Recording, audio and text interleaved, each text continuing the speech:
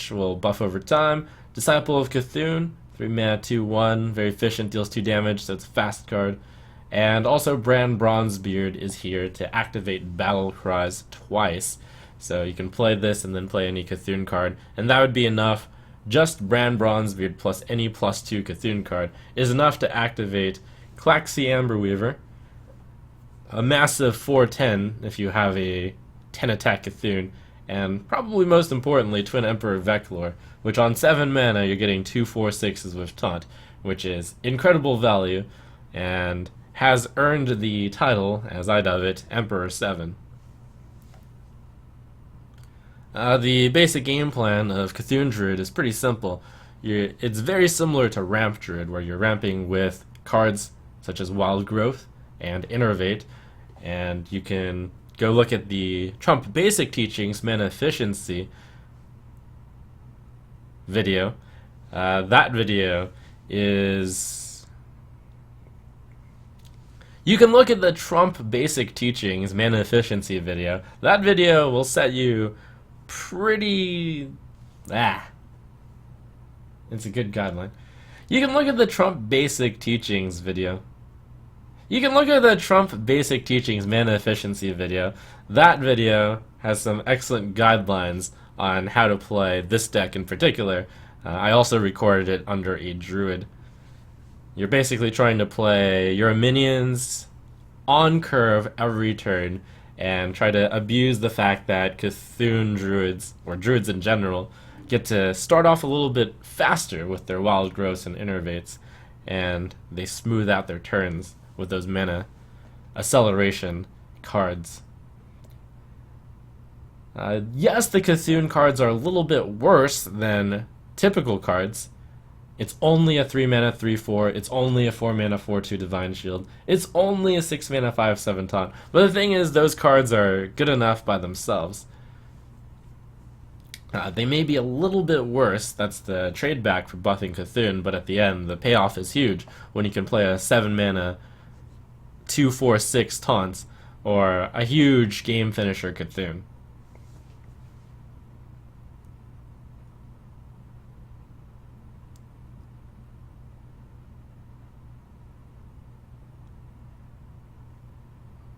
Now, if you're looking for the budget version of the deck, or perhaps even alternatives, one notable card that hasn't been included in this deck, which was in here previously, in previous versions, is Beckoner of Evil. I can only hypothesize that Beckoner of Evil was removed in order to help against the specific meta that was faced. You'll notice that there's a meta choice of Harrison Jones in this deck. A lot of shamans and a lot of warriors were around during the play of this particular version of this deck, but in order to both cut costs or perhaps remain more relevant in the meta whenever this video is watched by you, is you could put in Beckoner of Evil if the format becomes very fast and you need something to stop the early game. So in order to remove some legendaries, you could remove Harrison. You could remove Bran. That's a tough one. Bran's really good. Put in Beckoner of Evils. Fandral Staghelm is a very powerful legendary, which synergizes very well with Raven Idol and Living Roots and Wrath.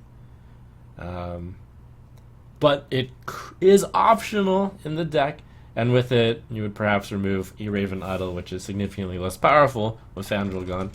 You could add in another Living Roots. You could add in the other Claxi Amberweaver, a really good card. It just happens that with Fandral Staghelm, Fandral is such a big threat, and it also comes out on turn 4. It fits a similar role to Claxi Amberweaver. And finally, instead of a Sylvanas, we could take something like a Twilight Elder. This version of the deck ends up being much cheaper. I would argue significantly less effective, but you know, if you're on a budget, I think this deck will also get you to Legend. Note that I've still included Twin Emperor Veclor. This is a very important card in pretty much any Cthulhu deck. The value is off the charts. But let's play the version that hit rank 1 legend.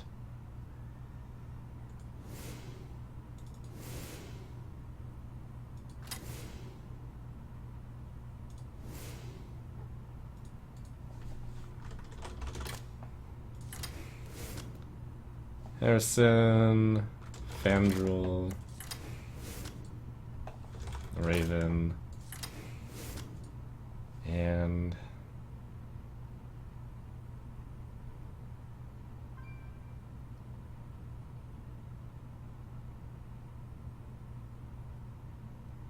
Bram.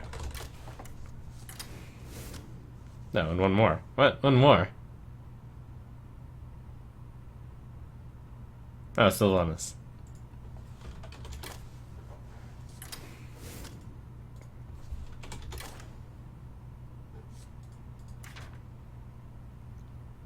One of the nice things that makes the deck so inexpensive is that everyone gets a free Cthulhu legendary card just for opening a Whispers of the Old Gods pack. And there was a promotion going around. Actually, the promotion's still going on. I did a little bit of research. Not sure if the promotion will continue going on when you watch this video, but everyone got 13 free Cthulhu packs. Was it 13? It was 5 plus 3 plus 2? Was it 13? Why do I remember the number 13 for some reason? That's still around, right? And it's not Cthulhu packs, it's just for the Old Gods free packs. Oh, it is 13.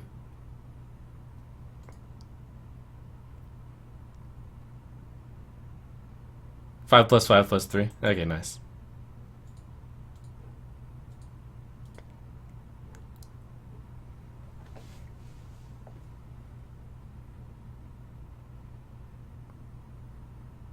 Where was I? One of the things that makes this deck so inexpensive, especially if you're running the inexpensive version of the deck, is that as a promotion, when Whispers of the Old Gods came out, everyone got 13 packs from Whispers of the New Gods. Ah!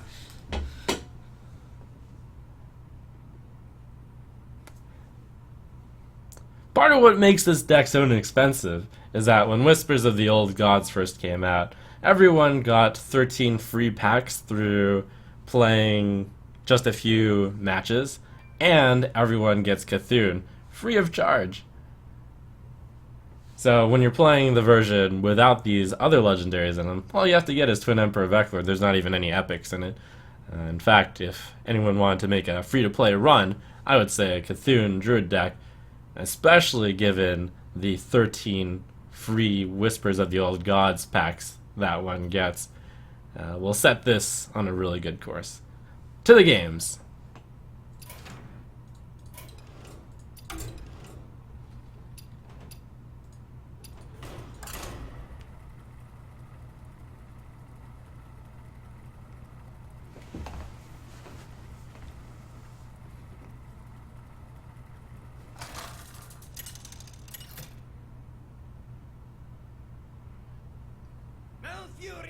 Versus Khadgar. Knowledge is power. I must protect the wild. In the opening mulligan, the cards that you're looking for are quite simple. You're looking for Innervate, Living Roots, Raven Idol, Wild Growth, and Wrath if you're up against aggressive decks. Possibly Disciple of Cthulhu if you're up against an aggressive deck, and you know it's an aggressive deck, based on class.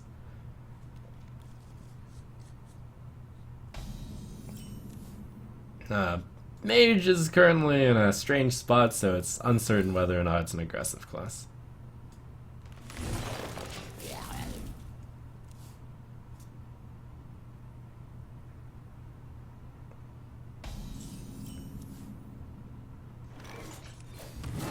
Indeed, one of the interesting things about this deck is pretty much Trump Basics teachings, mana efficiency, is a really good baseline on how to play the deck. Again, you're simply playing on curve. You want to play the slow cards before the fast cards, which is perhaps something that I didn't really touch on basic teachings, which is to say, suppose you have Wrath and you have a slower card like Cthulhu's Chosen, for example, and you're at 4 mana.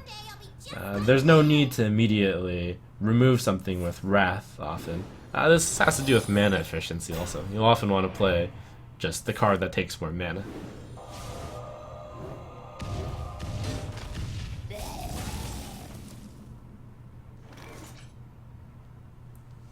I'm at 5 mana and all my cards are even. Looks like the opponent is a tempo deck. Tempo mage.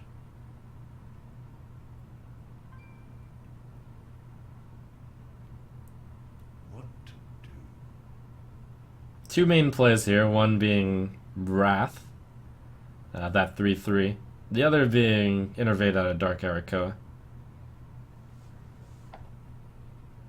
This card is actually quite a bit of a threat, and saving the Innervate could be good.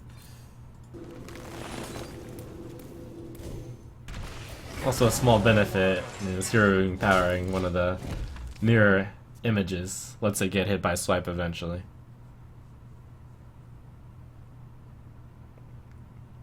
Even though the opponent is a tempo mage, the opponent has not really managed to get off that good a start. Kind of slow. The Mana Worm and the Sorcerer's Apprentice came out around turn 3. So things are not very concerning right now.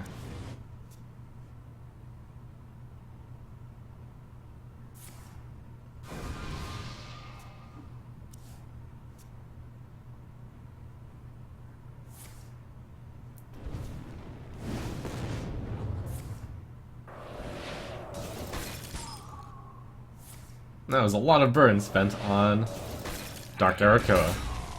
Dark Arakoa, by the way, one of those cards that is almost good enough in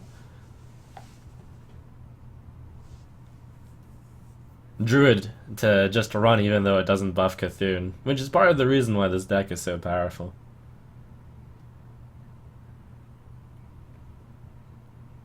So here's an example of playing a fast card versus a slow card. Harrison Jones is a slow card here. It doesn't deal with that 3/2. However, we can't afford to play the slower card instead of the swipe, because though the Sorcerer's Apprentice's discounts are a bit of a problem, the opponent has already used a bunch of spells, and we're not in immediate threat of dying anytime soon. So playing the slow Harrison Jones allows the Harrison Jones to help out on the next turn instead of playing the swipe immediately.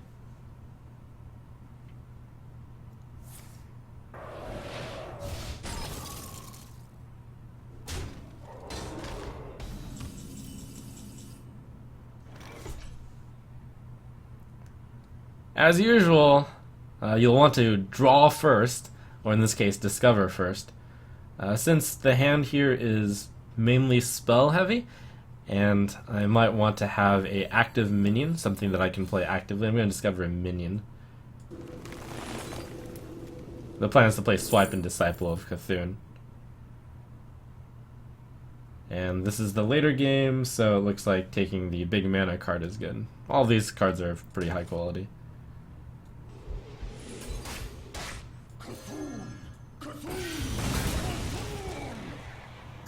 Hitting a 10 attack with your Cthulhu is very important in this deck for the Claxi Amber Weaver and the Twin Emperor of Vakalor.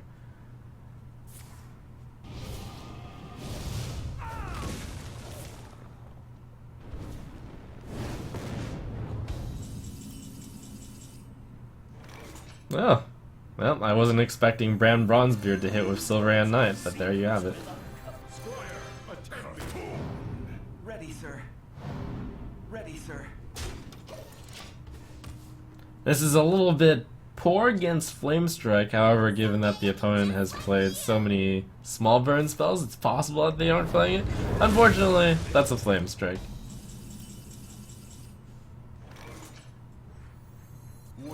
Optimism. I'm not going to use the swipe on that one card.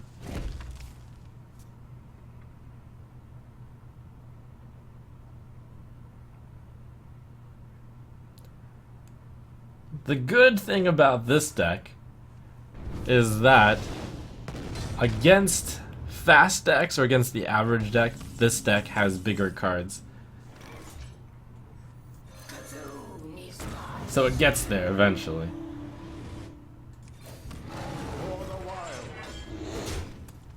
I suppose I will use a swipe on this.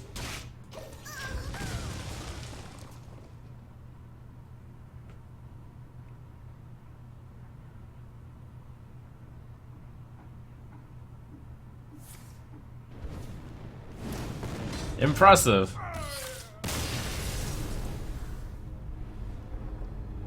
And cut.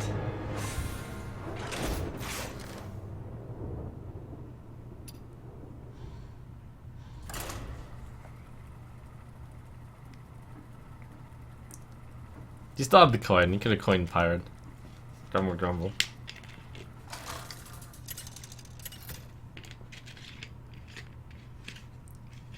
Malfuria versus Rexa. Let the hunt begin. I must protect the wild.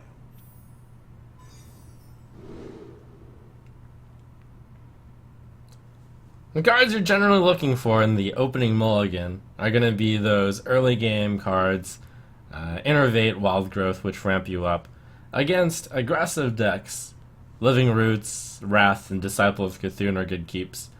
Hunter is... Oh, and also if you're going second, you can keep the reactive cards, such as Wrath, a bit more often. Given that it's a Hunter, I'm going to mulligan away the Wrath. And nice. That's a beautiful curve. A happy little curve.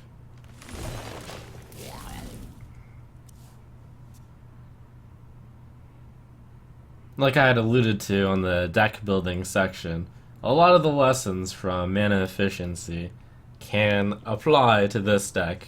It's, after all, the mana efficiency lesson was recorded with a Druid.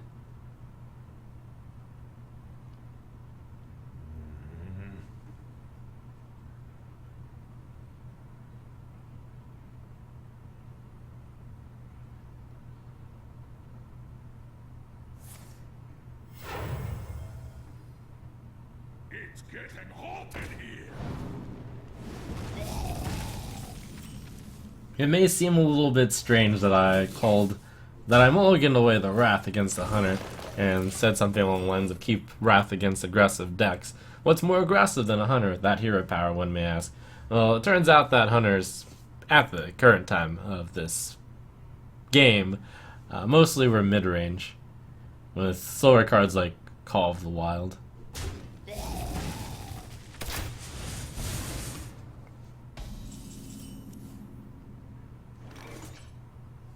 There's the goodness of Disciple of Cthulhu. Yet at the same time, though, here's a example of a fast play versus a slow play. Often there's going to be the decision to make between using a spell or playing a minion which is slow. For example, here it's very clear. Twilight Elder versus Disciple of Cthulhu. Disciple of Cthulhu, you instantly remove that card, Flame Juggler. However, Twilight Elder will also kill that Flame Juggler, and I'm going to play it here, because Disciple of Cthulhu can be used a bit more flexibly. This is going to often be a case between, like, perhaps you have Wrath in your hand here, and that's an even more clear-cut case of playing the Twilight Elder. You might look at the Disciple of Cthulhu and say, it does deal 2 damage, so why aren't you playing it? And you might also think, why are you calling Disciple of Cthulhu a spell? Well, it turns out that the battle cry of Disciple of Cthulhu is very similar to a spell. It's more used for it's kind of used for both. When you play a slow card, you exert more influence over the board the following turn.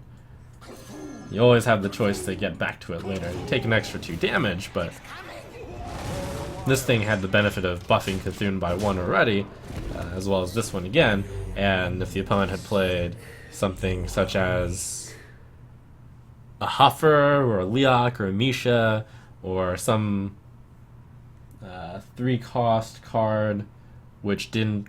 basically, this card can help deal 3 damage to it.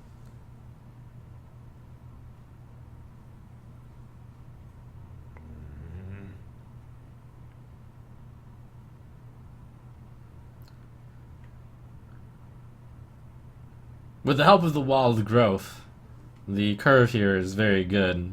With Dark Arakoa coming down next turn, almost certainly, it's going to be pretty tough for the hunter to get past, as well as having a board presence here early already.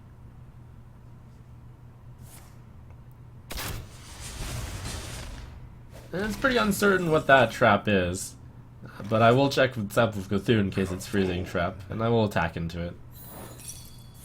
An explosive trap was also pretty likely.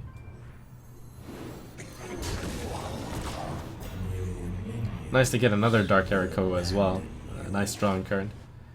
So the game plan here is pretty straightforward. Continue to play cards somewhat on curve while trying to stay alive, and Cthulhu is going to get pretty big. There is a dream situation where you can brand Bronzebeard, your Twin Emperor Veclor, or your Cthulhu. That's really good when it happens. Never actually expected to happen, but it does happen every once in a while.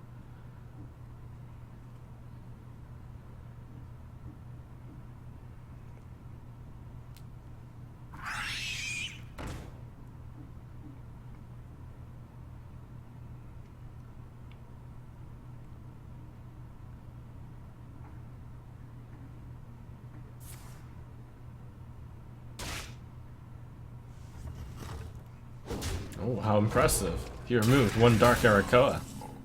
Oh, I was going to play the other Dark Arakoa, but that's even better. Emperor 7 on 7. One of the big reasons to play a Cthulhu deck. The minions itself aren't bad, but with the Cthulhu synergies, you get some unfair things, such as on turn 7, you can play 8-12 worth of stats with Taunt, and on turn 10, you can deal 15 damage. In this case, it looks like it's going to be at least 18 damage. Generally a good idea to clear the hunters from the beasts, because you play around Houndmaster and Kill Command. However, in this case, this is giving additional buffs to Cthulhu, and it's a better minion. I have Taunt in the way, and it doesn't look like this beast synergy can be used in that way.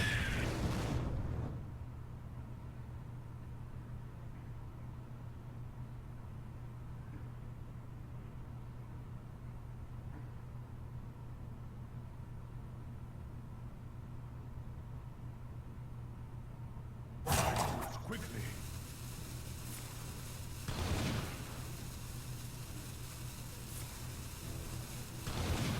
Look at how excellent Twin Emperor Veclor is. The opponent has had to use 2 cards and 4 mana to deal with half of Veclor so far.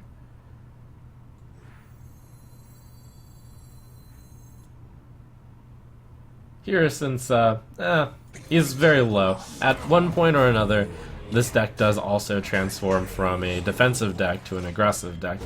If your opponent is low, your Cthulhu can threaten lethal, and though that is a beast and it might be useful to clear it, get those bits of damage on. Often this deck doesn't even play Cthulhu because its minions are powerful enough and its curve can be strong enough with a early ramp that they can just beat up the opponent without having played Cthulhu. In this case, I happened to draw the fairly big minions later and had a early ramp, which is pretty much as good as this deck gets.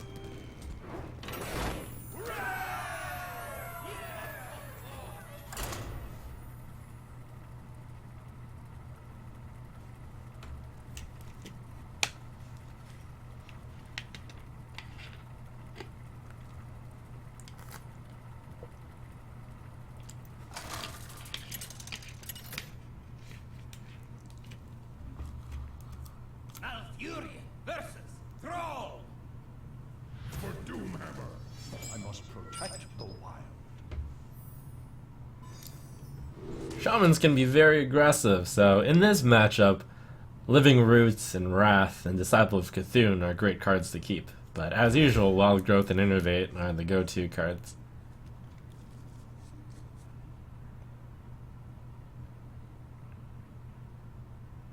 Harrison Jones was actually put in this deck as a metagame call because there were so many shamans around at the recording of this video.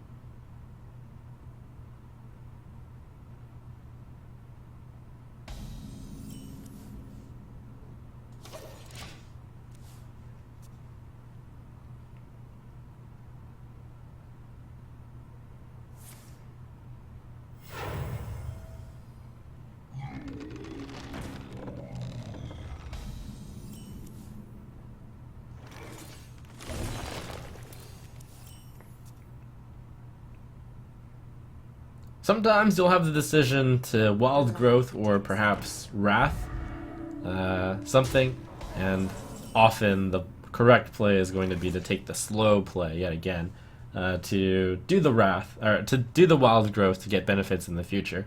For example, here I could play either of these minions, but I'm going to once again play Wild Growth for when you ramp to the bigger mana cards. Yes, you'll play a few more slow cards, but they'll be very good slow cards. In this case, the Druid of the Claw looks like it'll be pretty good against that 3-4. I'll probably put it in taunt form. That's unfortunate.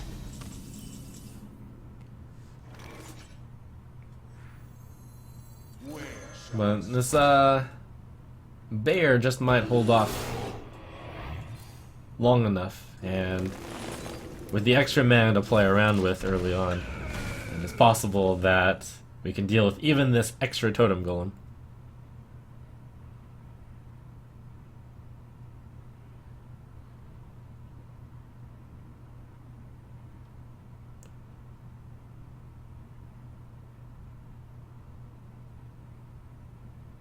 One very scary outcome that could happen is that new card that Shamans have gotten. 4 mana 7/7. With this hand, there would be no answer to it.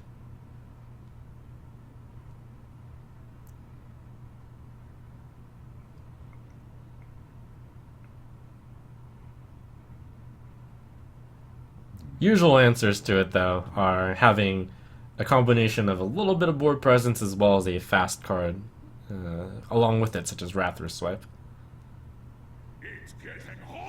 Fortunately, no 4 mana 7/7 here. And also, fortunately, that Flame Juggler did not hit, causing him to have to use the Argent Squire as well.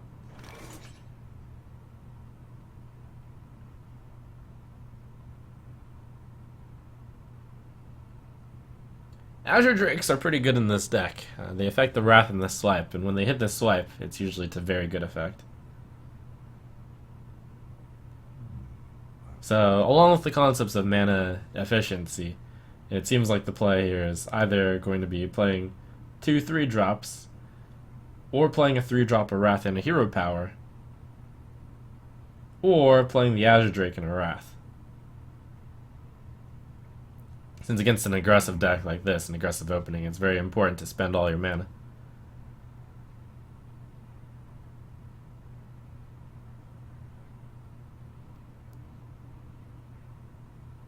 Time waits for no one.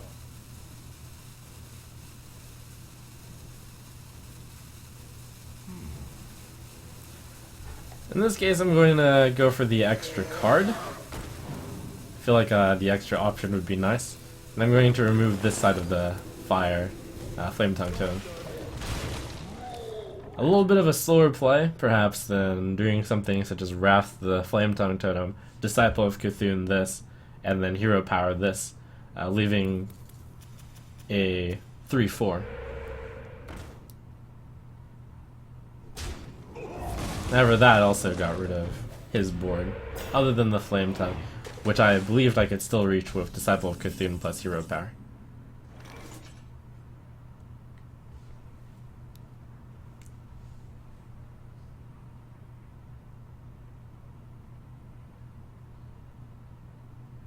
This is a tough call now. He's got a totem I have to get through, and 2 totems that are a big deal. I suppose, this is actually not too bad. That Flame Tongue Totem is not that bad when there are no minions on the board.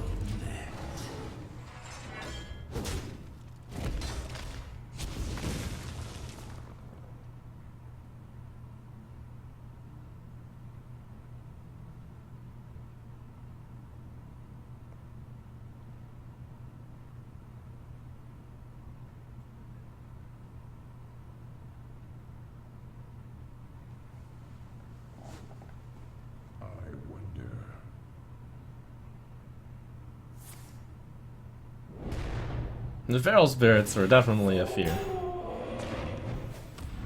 among other things. This hand is running out of steam. However, we were bound to get the good stuff eventually.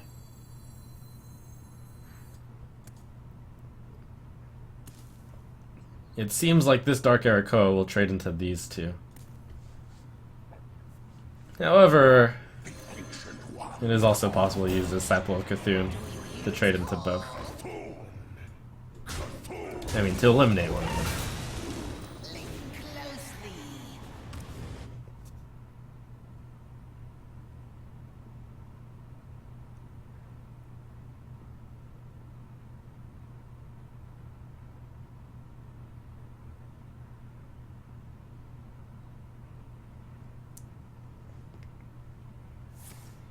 I had stated that this deck, top deck's better than most decks.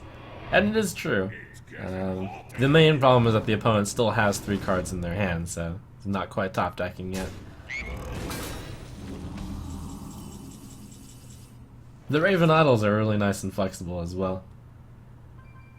I think in this case we want a fast card, so a spell.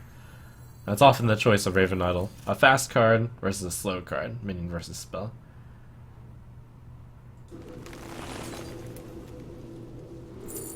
And Starfire is an excellent pickup.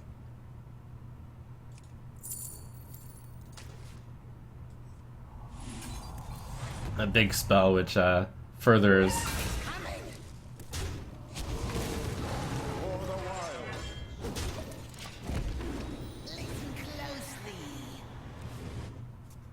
the digging in your deck.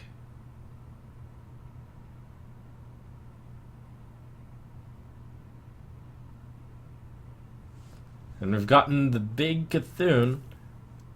It's quite certain to clear his board with the help of this.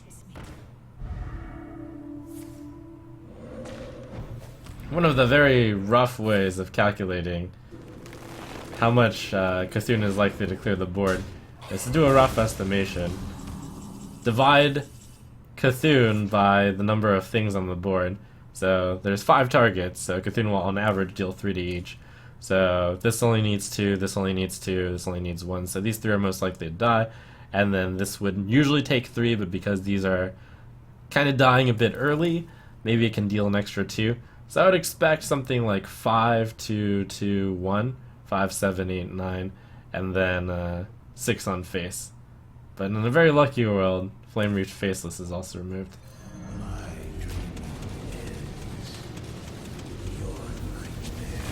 That's pretty lucky. Only 3 was dealt to the face.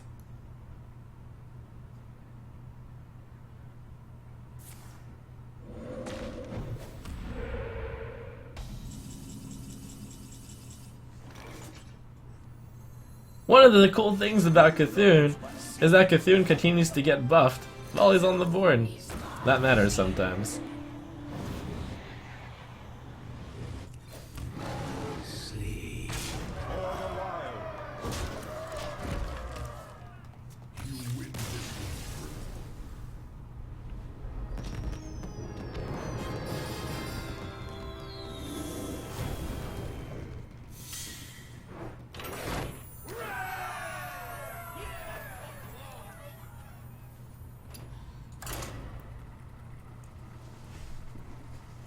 Streamer buff of Cthulhu.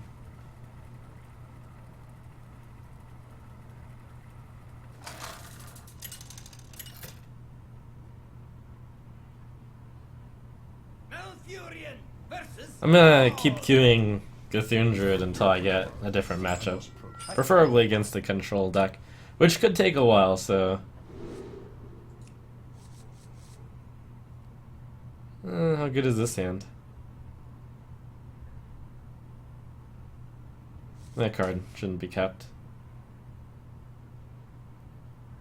I think I don't keep Raven Idol.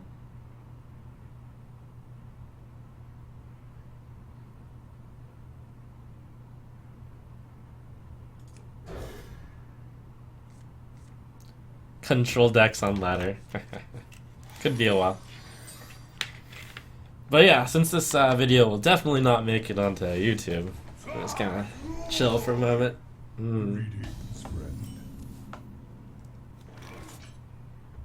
Since it's the exact same as the last one. Probably. I think I search for spell here. Trying to search for innervate or wild growth. Or other stuff, really. I used to pick minion incorrectly a few times here, I think. I'm not going to use the innervate for the wrath.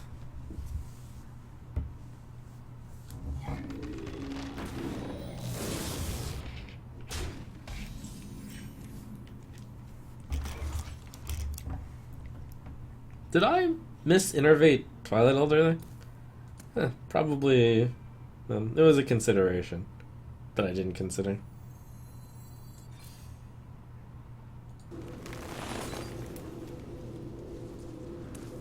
I think I should do innervate coin Twilight Elder here. Yeah, sure. Go.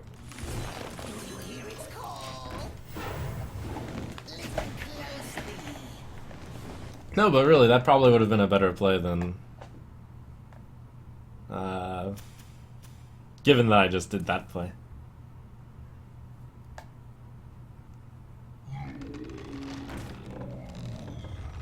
Especially. So turn 3 is Living Root's hero power.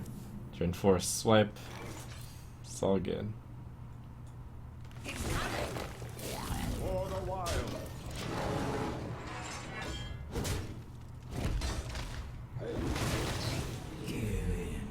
To your fear.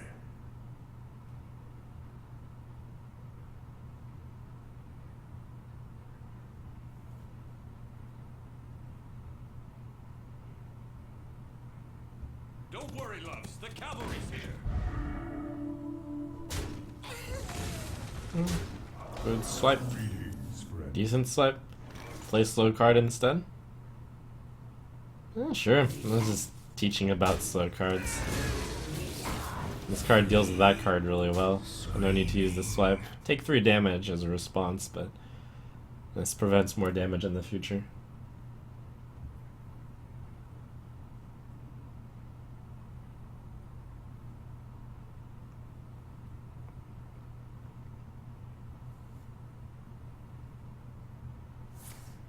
When should you play Living Roots at 1 mana? I don't want to say always, but almost always is the answer. Get in there and fight, maggot. The only time you might not want to consider is it against this very heavy control deck. Greetings, friend. Maybe. Alright, I think I go for spell here again, hoping to get some life gain, health gain.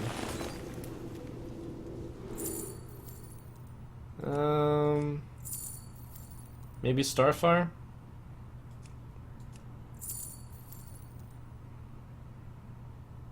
I have a lot of card draw already. Maybe Force of Nature is the basically good play. The card probably doesn't run Lightning Storm. Maybe Savage Roar for the finisher, since this is a race and he's going for face. I think ultimately it's unlikely that any of these cards will be played, so I'm going to take the Savage Roar and attempt to finish out the game a little bit faster when it comes down to finishing the game. It's a really strange card to take, I think. But I feel like it's correct here.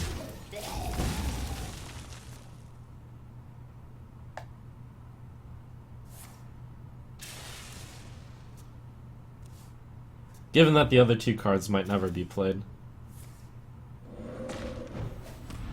Greetings, friend.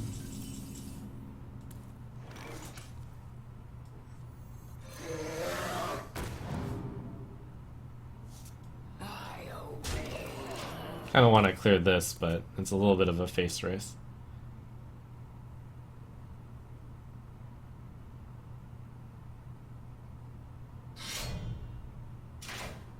Four, 8, 10, 12, 14, 16 damage.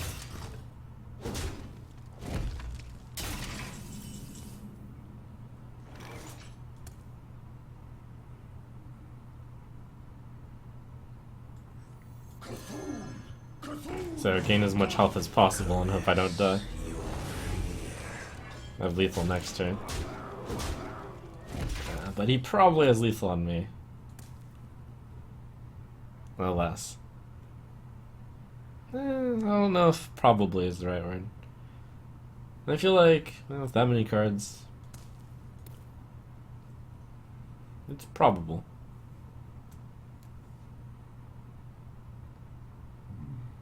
What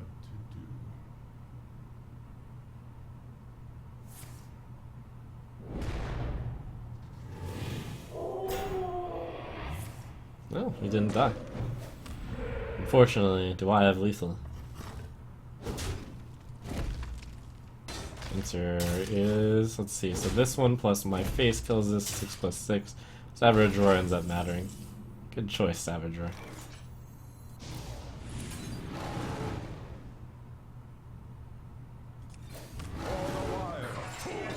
Savage Roar in 2016, alright.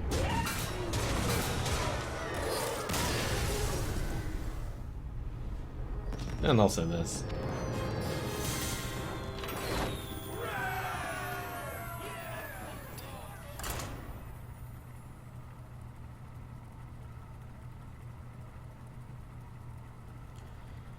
Thank you for subbing Rivelin, Justicar, Green Lighty, and JK Sarge. Malfurion versus Magni. For Cosmodon. I must protect the wild. Warrior is a bit of an interesting grab bag. There were some control variants and there were some Tempo Warrior was very prevalent. Against Tempo Warrior in particular, and I had made the comments in one of the games I was off that it would almost always Living Roots on turn 1, but against Warrior perhaps not, because they have a lot of ways to clear off the 1/1s, and the 1/1s aren't as relevant against, certainly not against Control Warrior, it almost doesn't matter, and against Tempo Warrior it doesn't seem to matter either. At the same time though, it's just a tempo card, and you play Living Roots on turn 1 as 2 1/1s, and it's just good. So I'm gonna keep the Living Roots. It's kind of a close call.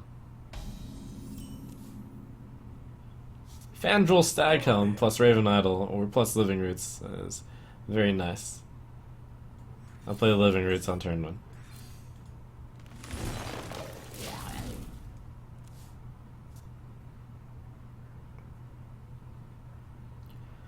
If you have Fandral Staghelm ready to go in your hand, you generally do not want to play the Raven Idol, because the extra card is so nice.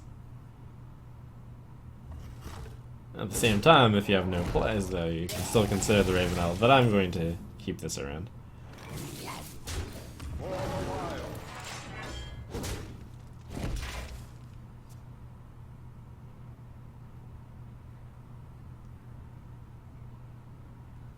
I mean, that would be pretty awesome if the Living Roots managed to take out the coin and the Fiery War Axe. Very impressive. Here the Living Roots manages to take out a Bloodsail Raider along with the help of the Sepul of Cthulhu. Very nice. The alternative is to innervate out Harrison Jones, which is also a good play.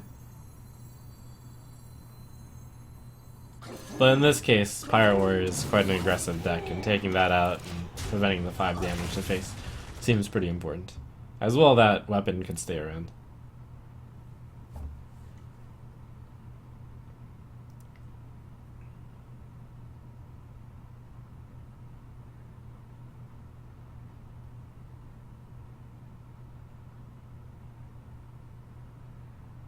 Now, one of the problems is, according to the theory of mana efficiency, on the next turn it seems like I want to play either a 5-drop or a 5-drop. Or a 5-drop. In this case, the Innervate will make things not perfect, but still very important to play the Harrison. And given that this is such a tempo-oriented game, perhaps I play Raven Idol also anyways, even though Fandral Staghelm is in the hand. And I think the answer is yes. I'm going to discover a spell because spells are really good with Fandral Staghelm. It is more important, I think, to play with the mana efficiency here than play with the optimal Fandral Staghelm plus Raven Idol play. Not to mention, Fandral Staghelm doesn't even have to be the next play. I could play Azure Drake.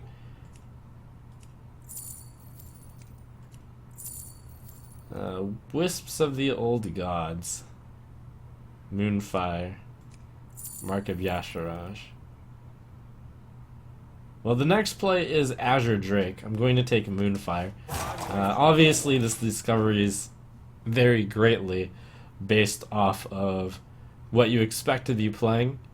This looks like a very aggressive deck, so Azure Drake Moonfire seemed okay. In a game where you expect to be more controlish, you take the Wisps, especially since that deck probably doesn't run Ghoul. And there was that third choice, which also looked good, Mark of Yasharaj. You can hit that on your Druid of the Club. So many options there.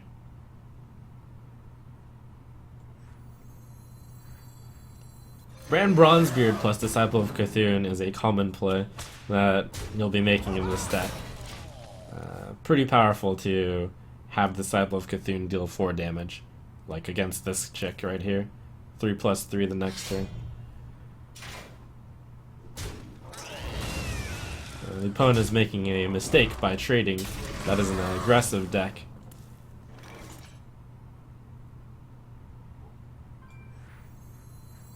Where shall I strike?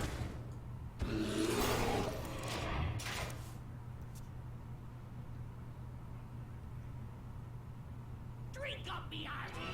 Oh, that's really good for him. But at least this Captain Greenskin can be one-shot with the help of Brand and Friend.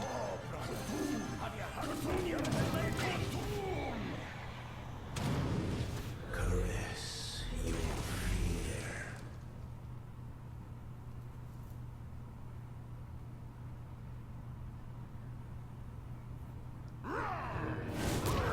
Reinforcements be here.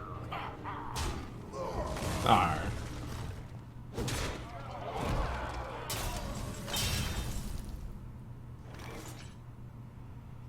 The deck shouldn't have many more minions, so I can go ahead and swipe that.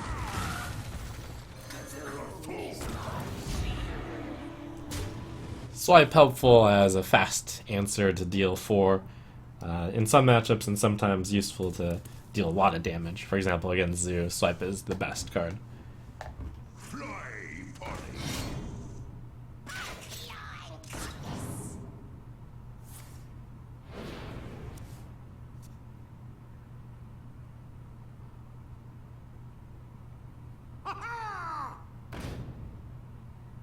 Oh, where's my swipe now, though? It's not very important. This was going there anyways, and the Hero Power takes that out. Ah, but Fandral Staghelm plus Wrath is so powerful. Deal 4 damage and draw a card on 2 mana. And this can stay around and do even more things.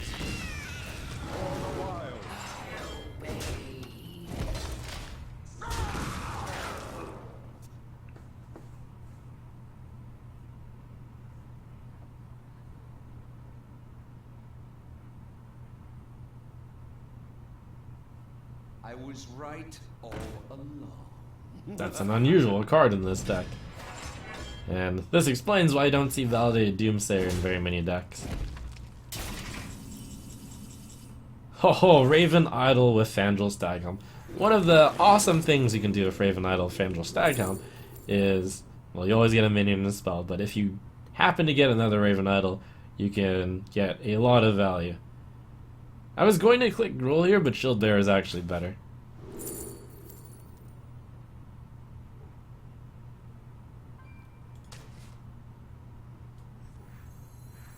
Seven, 11, 12.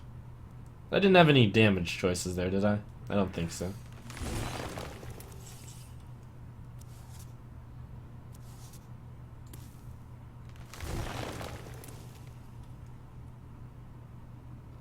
Alright, with no lethal options, looks like I'll just play this big guy and hang back.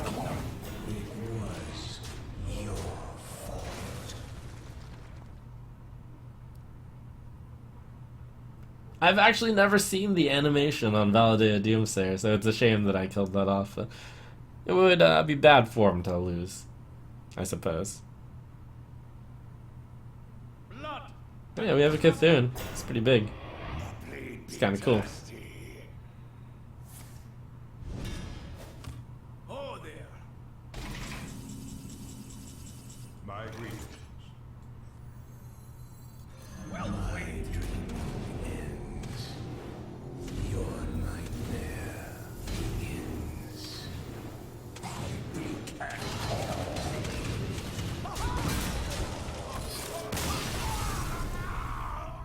Oh. Poor Moonfire and Shield there. Never used.